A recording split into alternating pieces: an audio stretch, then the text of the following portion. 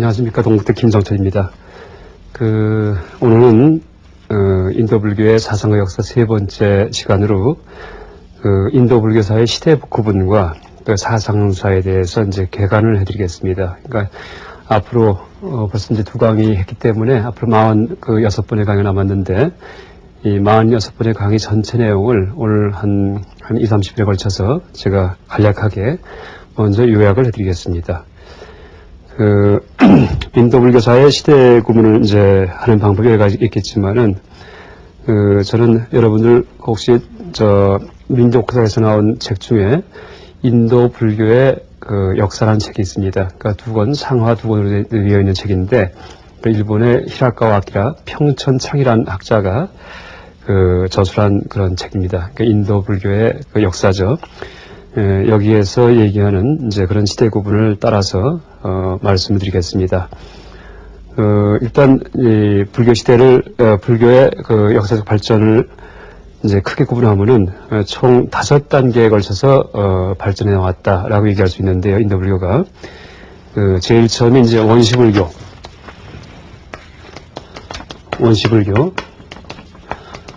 혹은 뭐 근본불교 혹은 초기불교 이렇게 얘기를 하기도 합니다. 근데 이 원시불교는 이 부처님 당시의 부처님의 가르침이 거의 그대로 들어가 있는 이제 그런 불교를 원시불교다 이렇게 얘기를 합니다.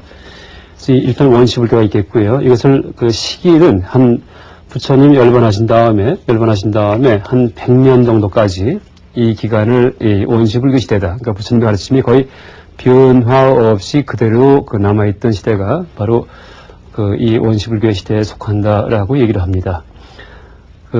우리가 이제 하나 알아야 될 것은, 지금 올해 같은 경우는, 2546년이라고 이렇게 하죠. 46년. 올해 같은 경우에는. 근데, 이 4월 초파일 날 부처님 탄신하신 것을 기념하면서, 이제 가끔 실수를 하는 경우가 있습니다. 올해로 부처님 오신 지 2545년, 46년이 됐습니다. 이렇게 얘기를 하시는 경우가 가끔 있는데, 이 기독교 같은 경우는 예수님 탄생하고 나서의 연대기가 이 서역 기원 연대기지만은 불교는 부처님 열반을 하신 다음부터 계산을 하죠. 그러니까 이제 올해 4월 초파일은 사실은 부처님 탄생하신 다음에 여기에다 80을 넣어야 됩니다. 그래서 부처님 탄생하신 다음에 2626년이 되는 이제 그런 해가 이 올해의 4월 초파일이다 이렇게 얘기할 수가 있겠죠. 이것은 제가 잠깐 많은 불자분들께서 실수하시는 경우가 많이 있기 때문에 이제 참고를 알려드렸고요. 원시불교 시대는 어쨌든 마찬가지 부처님 열반하신 다음에, 그러니까 불멸 후부터 약 100년 이제 지난 다음 시기까지가 원시불교의 시대입니다.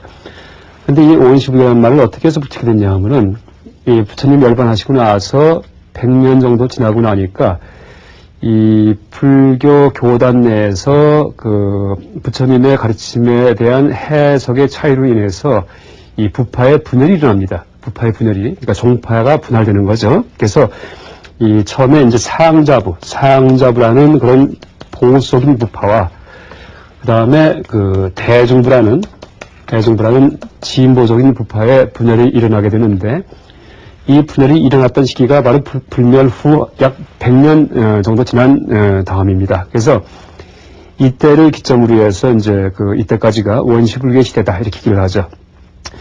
그래서 이 원시불교 시대가 지난 다음에 이제 비로소 부파불교, 상자부와 대중부가 이제 근본이 돼서 이 두 가지 부파가 이제 각가지 다양한 세부적인 부파를 관리면서 이 부파불교의 시대가 전개가 됩니다. 그래서 총 18개의 부파로 18개의 부파로 이제 나눠지게 되는데, 애초에 있었던 2개의 부파를 합해서 20개의 부파가 이제 분립이 되었다 이렇게 얘기를 하죠. 그래서 이렇게 부파불교 시대가 근 한 400년간 계속되다가 이제 기원전 한 1세기경 이때 비로소 대승불교가 탄생하게 됩니다. 대승불교가. 그래서 이 기원전 1세기부터의 불교를 이 초기대승이다 이렇게 얘기를 하고요. 그 다음에 이 초기대승 이후에 이 초기대승 사상을 철학적으로 체계화하는 그런 불교가 나타나기 시작하는 때, 다시 말해서 그 나중에 다시 또 설명드리겠지만은 이 공사상을 철학적 논리적으로 설명하는 그런 그 불교가 바로 이제 중관사상이라는 그런 불교인데 그런 그 불교가 나타나는 시기가 그 기원 후 한 2세기경, 2세기, 3세기 사이입니다. 근데 이때부터의 불교를 후기 대승이다 이렇게 얘기합니다. 후기 대승. 그래서 초기 대승 시대는 그 대승 불교가 운동이 일어났기 때문에 이 대승 경전이 이제 많이 편집이 되면서 편찬이 되면서 이 불교의 보살사상, 그러니까 보살을 그 최고의 그 불교 신자의 그 신행 목표로 삼는 거죠. 나는 보살이 되겠다는 이제 그런 마음을 갖고서 그 불교 신행을 하는 거죠. 이런 보살 사상이 등장을 하고 또 하나가 타방불. 부처님은 이 지구상에만 계시는 게 아니고 온 우주에 그러니까 다 계시다 하는 이제 그런 타방 부처님 사상이 이때 발생합니다. 그래서 그 여러분 지금도 그 부처님께 기도할 때 시방 삼세 부처님이란 말씀하시죠. 시방 삼세. 그때 시방이 10가지 방향이다라는 뜻인데 10가지 방향이다라는 뜻인데 그때 이 10가지 방향은 동서남북 사방하고요. 그 다음에 사이에 껴있는 뭐 동남서남 해갖고 8방향이 되겠죠. 여기에 상하를 합하면 총 10가지 방향이 됩니다. 그래서 지금 내가 있는 자리에서 10가지 방향 어느 쪽으로 가더라도 다 부처님이 계시죠. 그래서 그 이해로 서쪽으로 무한히 끝없이 가면 누가 계시겠어요? 바로 서방 극락정토에 아미타 부처님이 계십니다. 또 동쪽으로 끝까지 가면 누가 계시겠어요? 동방 유리광세계에 약사일이 계시다 이렇게 얘기를 하죠. 그래서 이제 이런 식의 타방 부처님 사상이 이때 이제 비로소 이 불교 신행에 도입이 되죠.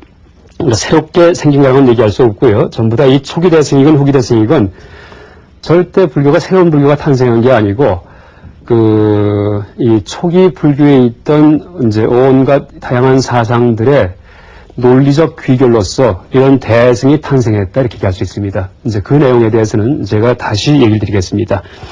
그래서 이제 이런 식의 이 보살 사상과 타방불 사상 또 하나가 이제 법공 사상입니다. 법공이라는 의미는 이 법은 이제 여러 가지 의미가 있는데 어쨌든 여기서 얘기하는 법이라는 얘기는 부처님의 가르침에 쓰였던 여러 개념들, 뭐, 색수, 상, 행식이든지, 아니면 안, 이, 비, 설심이, 눈, 귀, 코 같은 그런 개념들이 다 공하다. 그것조차도 다 실체가 없다. 이런 것을 주장하는 것이 바로 법공사상인데, 이런 법공사상, 그 다음에 타방불사상, 보살사상, 이 세 가지가 초기 대승불교의 이제 굵은 특징이다. 이렇게 얘기할 수 있습니다. 그 다음에 후기 대승사상은 아까 말씀드렸듯이 이런 사상에 대한 이제 철학적, 체계적인 주석을 붙이는 그런 작업을 시작한 것이 바로 후기 대승 사상인데 여기에는 이제 중관, 그 다음에 유식불교, 그러니까 이런 내용은 나중에 다시 상세히 설명드릴 겁니다. 와 같은 그런 이제 불교의 아주 고급 철학이 이 후기 대승에 들어가죠. 그래서 일단 4단계에 걸친 불교 발전 이후에 마지막 5단계에서 이때는 논서보다도 약간 밀교 경전에 의한 이제 불교 신행이 많이 보급되게 되죠. 그래서 이 인도 불교 전체는 원시불교, 그다음에 부파불교의 정리, 그러니까 긍정적으로 본다면은 원시불교는 부처님의 근본 가르침이고 부파불교는 이 가르침을 체계적으로 정리한 그런 이제 불교 가르침이다라고 얘기할 수가 있죠. 그 다음에 초기 대승은 이 부파불교가 부처님의 가르침을 정리하긴 했지만은 이제 그 가르침이 너무 현학적이고 또 부파불교는 철저하게 출가한 스님들 위주의 불교입니다. 그래서 일반 불교 신자들은 제가 생활을 하는 집에서 생활하는 이제 결혼 생활을 하는 일반 불교 신자들은 불교의 신행에 비원들이 제게 되죠. 이 소승 시대에는. 그래서 이 출가하신 스님들께 이제 공양을 드리고 하는 그런 행위에 의해서 불교를 외화하는, 바깥에서 보호하는 역할을 하는 것이 일본 불교 신자의 그런 기능이었는데, 그러니까 초기 대승 시대가 되자 이 일반 불교 신자는 물론이고 우리도 이 불교의 구심점에 동참을 하자, 들어가자 하는 이제 그런 자각이 생기게 됩니다. 그래서 당장 깨달아서 아라한이 된다는 것을 추구하는 것은 부파불교의 이 소승 사상이고요. 그 다음에 초기 대승에서는 아라한을 목표로 삼을 것이 아니고 부처님을 목표로 삼자 이렇게 됩니다. 그러니까 우리가 불교 신행을 하는데 당장 20년, 30년 수행해서 그냥 끝장을 내는 그런 수행이 아니고 부처님이 되기 위해서는 20년, 30년 수행해서 되는 게 아닙니다. 부처님 되기 위해서는 부처님 전생담, 전생 이야기, 본생담에 나오듯이 이 본생담도 나중에 시간을 내서 제가 이제 1회에 걸쳐서 한번 자세히 얘기를 드릴 겁니다. 근데 본생담에 나오듯이 전생에 무량한 세월 동안 엄청난 삼아승기급, 그러니까 아승이라는 얘기는 아상키아, 그러니까 숫자로 셀 수 없다. 그러니까 인도의 숫자 단위 중에 가장 큰 단위가 아승키입니다. 아상키아. 그래서 이 아자라는 의미는 부정의 뜻이고요. 쌍키라는 뜻은 세다. 아상키아. 이걸 이제 한문으로 음역을 해서 아승기급 얘기를 하는데 이것은 not, 쌍키아는 카운트 이제 세다 이런 뜻입니다. 그러니까 not countable, 셀 수 없는, 이게 인도 숫자 단위가 가장 큰 단위인데 이런 숫자 단위는 3아승기급 동안을 철저하게 보호사용을 해야지만 부처가 됩니다. 그러니까 석가모니 부처님이 바로 그런 분이기 때문에 우리도 당장 깨달아서 아라한, 다시 태어나지 않는 아라한 될 수 있지만은 부처님이 되기 위해서는 당장이 아니죠. 앞으로 3아승기급 동안 무량한 세월 동안 계속 보호사령을 하면서 보호사처럼 살아가면서 부처님의 전생과 같이 이렇게 살아갈 경우에는 우리도 나중에 부처가 될 수 있지 않겠느냐 하면서 근데 이제 그런 식의 신행에는 출가한 스님들도 물론 동참이 되지만은 제가 신자도 동참이 되죠. 참여할 수 있죠. 또 심지어 지임승으로 들어갈 수가 있어요. 왜? 이 부처님의 본생담에는 비단 사람으로만 태어난 그런 내용이 아니고 지임승으로 태어났을 때도 보살처럼 어마어마하게 착하게 살았고 항상 남을 돕고 살았고 항상 지혜를 추구하고 살았던 그런 보살의 삶을 살았다는 그런 기록이 나와 있습니다. 그래서 이 대승에는 모든 생명체가 다 참여할 수가 있죠. 대승운동에는. 그래서 이것이 이제 초기 대승이죠. 그래서 이 초기 대승이 되면서 불교의 비단 전문적인 수행자만이 아니고 모든 불교 신자가, 모든 불교 신행자가, 제가 신자까지 포함한 이 불교의 구심점에 서서 그러니까 신행 활동을 할 수 있는 이제 그런 이제 시대가 되는 거죠. 그다음에 이제 후기 대승은 이제 이 사상을 이런 초기 대승 사상의 이 법공 사상을 철학적으로 체계적으로 이제 정리하는 그런 사상이었죠. 그리고 이제 우리가 여기서 부파불교에서 초기 대승으로 넘어올 때가 이게 불교의 민중화입니다. 그러니까 부파불교의 아주 현학적이고 철학적이고 그다음에 전문적인 불교를 일반 민중들이 우리도 좀 할 수 있는 불교를 만들자 하면서 만든 것이 이 초기 대승의 반야 사상 혹은 법화경이든지 하는 그런 보살 사상이었는데 나중에 후기 대승 시대가 돼가지고 중관, 유식 혹은 외래장 사상 같은 그런 철학적이고 체계적인 논서가 제작이 되면서 다시 일반 민중들이 불교에서 소외되게 됩니다. 왜냐하면은 이 중관, 유식 같은 이런 철학들은 부파불교에서 이야기하는 철학보다 더 어려워요. 그러니까 이게 어렵고 난해하고 고급 철학이었기 때문에 민중화한 것이 대승이었는데 나중에 일반 대승의 말기에서는 대승 그 자체가 다시 고급화되고 전문화되고 일반 민중에서 떠나가게 되죠. 그러니까 이 후기 대승에 대한 이제 문제점을 자각하면서 다시 대승 사상을 민중화시킨 불교가 바로 밀교입니다. 그래서 우리가 밀교는 절대 이상한 불교가 아니고 그러니까 밀교가 많이 오해가 되어 있죠. 오해가 되어 있는데 이 대승 불교의 가르침을 이제 이 대승, 일단 후기 대승일 경우에는 모든 부처님의 가르침이 이제 일단 언어와 문자에 의해서 쓰여지죠. 그것이 지난 시간 얘기드렸던 경율론 3장 중에 논장에 속하는 것인데 이 후기 대승 시대가 돼서는 이 논장에 속하는, 그러니까 대승 논서가 이제 많이 작성이 되는데 대승 논서죠, 논서. 중관유식 논서가. 근데 이 대승 논서에 쓰여 있는 가르침은 일반 민중은 접할 수가 없어요. 또 요새 심지어 불교 전문 학자라고 하더라도 수십 년을 연구해도 이 근본 취지를 파악하기가 참 힘들어요. 깨달음 그 자체를 얘기한 거기 때문에. 그러니까 그만큼 불교가 멀어지는 거예요. 일반 민중에서. 그래서 이것을 타파시키면서 탄생한 게 바로 밀교죠. 그러니까 밀교는 이 비밀스럽다 이런 뜻을 보지 마시고요. 민중의 불교다. 언어 문자를 모르는 민중의 불교다 이렇게 생각하시면 됩니다. 그래서 모든 불교 가르침을 도상과 상징 체계에 의해서 표현을 해서 민중한테 주입시키는 거예요. 이게 바로 밀교입니다. 그래서 예를 들면 우리가 부처님께서 재행무상이다, 모든 게 무상하다 이런 말씀 많이 하시죠. 모든 게 생주멸한다. 생겼다가 그 다음에 머물다가 사라진다. 모든 것들은, 모든 유의법들은, 모든 만들어진 것들은 이게 재행무상의 가르침인데 그것을 우리가 이제 머리로 익혔다가 그것을 생활에 적용을 해야 되는데 사실 머리로만 알지 생활에는 잘 적용이 안 될 수가 있어요.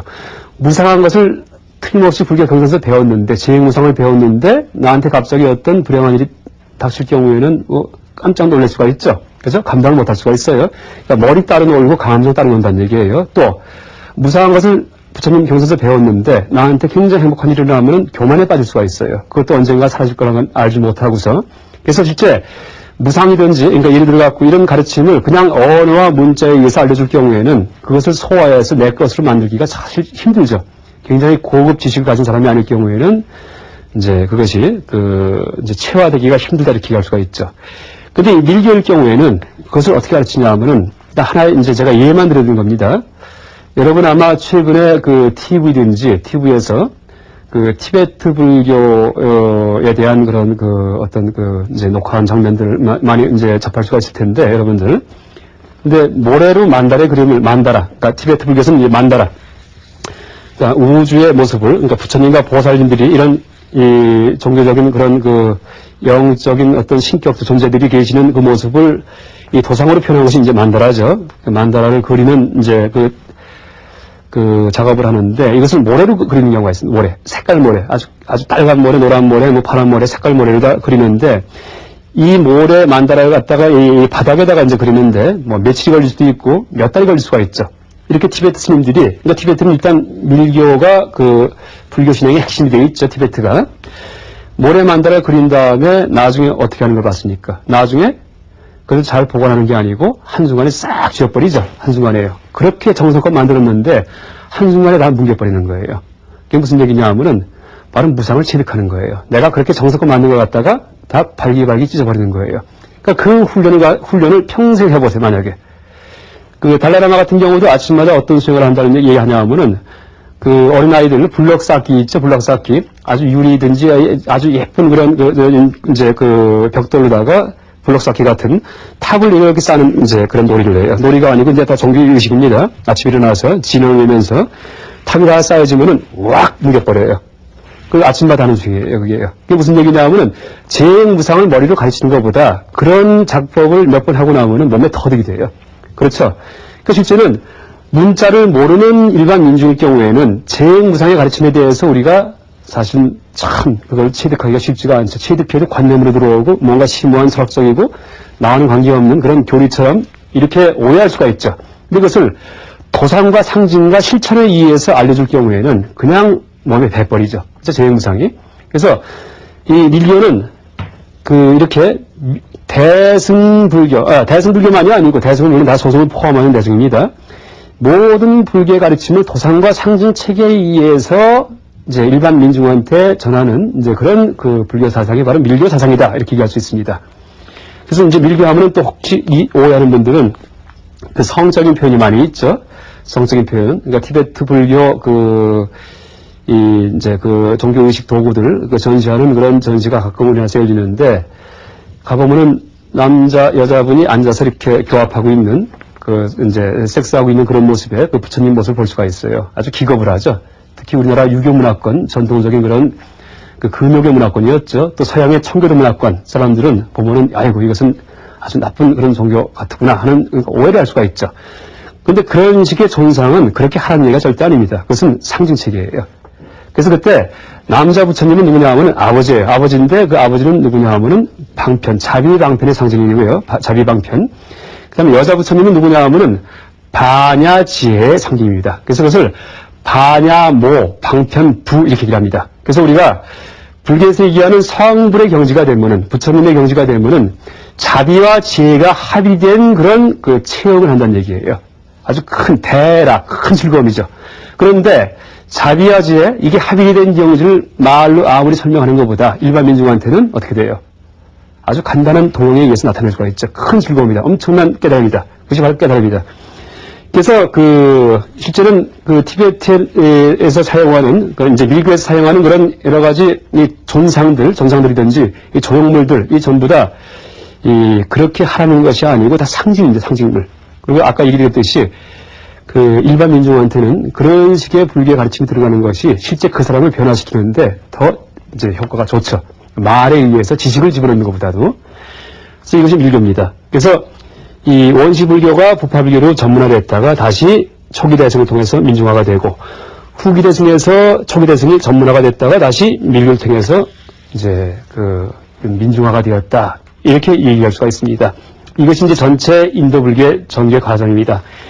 그래서 이번 48번의 강의 동안에는 원시, 부파, 이제 초기대승, 후기대승, 밀교 이렇게 5단계에 걸쳐서 그러니까 차례차례 이제 그 내용을 제가 상세하게 설명을 드리겠습니다. 여기서 이제 하나 더 이제 얘기 드린다면은, 지난 시간 한번 제가 어떤 말씀 드렸냐 하면은, 전 세계 불교권은 지금 3군데로 나눠지는데, 하나가 남방 상자부, 또 하나가 우리가 속해 있는 이제 북방의 대승 불교권, 또 세 번째가 티베트의 밀교 불교권이다 이렇게 얘기를 드렸죠. 근데 이 세 지역의 불교가 불교의 성격에 대해서 이제 아주 재미있게 이것을 이제 분류할 수 있습니다. 일단 이 남방불교는 남방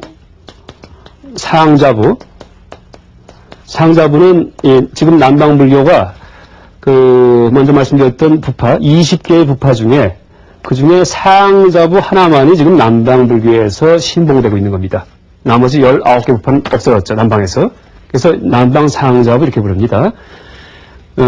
일단 남방상자부의 불교는 이제 인도 불교에 대비시킨다면은 기원 전의 인도 불교에서 유래합니다. 그렇죠? 시기적으로 볼 때. 그래서 불교가 이제 다시 얘기 드리면은 기원전 한 5세기경 5세기 BC 이렇게 씁니다. 그리고 이거 하나 제가 참조를 얘기 드린다면은 기원전 쓸 때는 BC 쓰고요, 영어 약호가. 기원을 쓸 때는 이제 CE 이렇게 써야 됩니다.